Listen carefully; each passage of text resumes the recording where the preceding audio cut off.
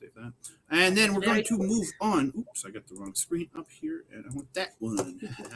So we're moving on to the first night of the World Tag League, and that is coming out with the first match of the evening. It is Gabriel Kidd and Alex Coughlin from the LA Dojo taking on one of my favorite tag teams of all time, TMDK's Shane Haste, Mikey Nicholls, and this is my pick for the night because this was, to me, amazing opener.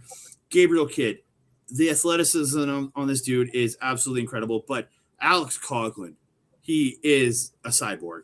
The power, the pure strength this man has is crazy. Just to see everything that they do, like just showing the power dominance he had over everyone in this match, both Team BK. Even when they tried to double team him at times, he was fighting them off. It was just absolutely insane. The chops from Coughlin, holy, like they sounded like gunshots were going off in the arena at times.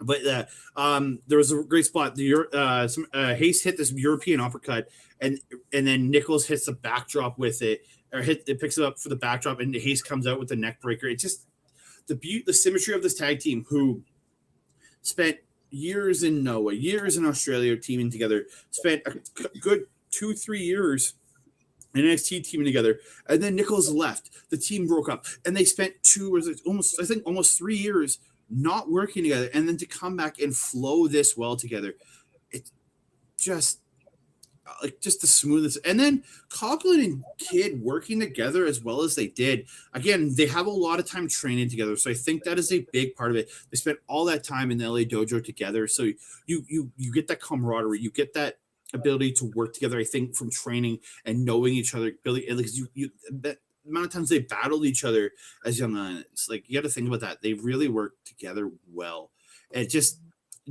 again, Gabriel Kidd, perfect SA moonsault to the outside. Like again, the SA moonsault coming up, but it's just it looked like so clean as he does it. Not quite as clean as Tetons, but I almost said Titan, but it's about the same way. But he looks so good. But again, and Gabriel Kidd has so much more experience from before he got into New Japan. So that's a big plus on him. But yeah, the end of this match did come. Oh, sorry, one more before Coughlin goes to powerbomb Kidd onto Haste. Like, because he had put Haste down, or Kidd had put Haste down, and he goes to powerbomb, and then Haste just rolls out of the way. I just laughed so hard when when it happened. I'm like, because like Haste rolled out of the way, and it was about 3 or 4 seconds before he powerbombed, but he couldn't see because he literally had his partner in his face. So him still powerbombing him made so much sense in that moment. And even Chris Charlton pointed it out. It's like he can't see, so it really made a lot of sense that he still powerbombed his partner onto the mat in that situation. But a move where you're going to powerbomb your partner is always a big risk. So in the end, TMDK hit the tag buster, which is I think a move from the New Day, where it's the big ending and the DDT combo off the ropes, and then I think and then they hit the Thunder Valley on Gabriel Kidd and got the win. Like, oh, man, I couldn't ask for anything more after watching these two TMDK in the strong openweight tag team tournament. I was absolutely ecstatic for them to be teaming together again. And when they got announced for this tournament, I was so happy and absolutely blown away by this match. Yeah, I actually have nothing to add. You pretty much took, like, I didn't have a lot of notes on this one. You said sorry.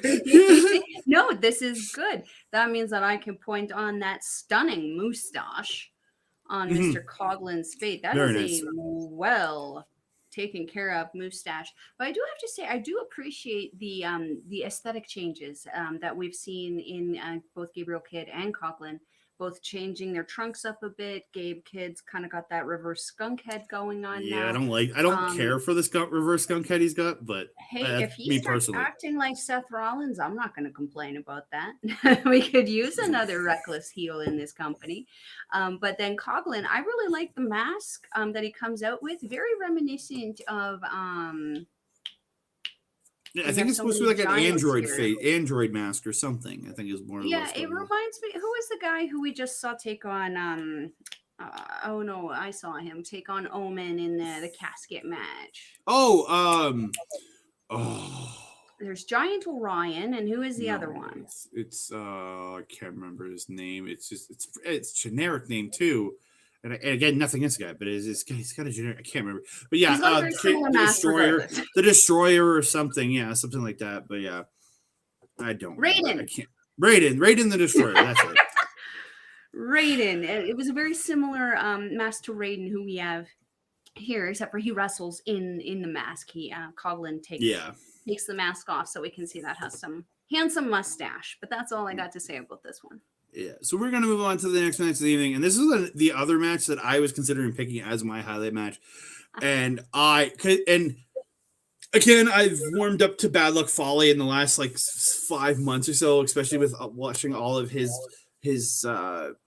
stuff, his motivational stuff going on online. He's our life coach now. But I actually thought he was kept very limited in this match, and I think that was the best. He came in, hit the big spots he needed to hit, and got the outlet. Chase Owens do what he needed to do in the ring. And I had such a good time. I thought, Suzuki Gun was insanely over. I think Archer more than Suzuki. Archer was, I think, the most over person in this match by a long shot. Absolutely just phenomenal. And, and he beating up young boys again. They literally were beating up a young boy in the middle of the match. Come on. But I thought absolutely fun match to watch. Mm-hmm. And Owens goes up the top, but Suzuki ends up getting behind him and getting a sleeper on the top rope.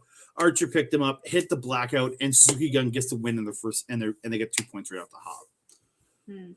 I've said it before, I'll say it again. I love the in-ring work of Chase Owens. I love watching him perform, and I do really like the kind of seeming blueprint that him and Fale do seem to have, as you mentioned, where Fale takes the big hits. He's very limited. Chase is in there kind of showcasing himself a lot, and I appreciate that the most.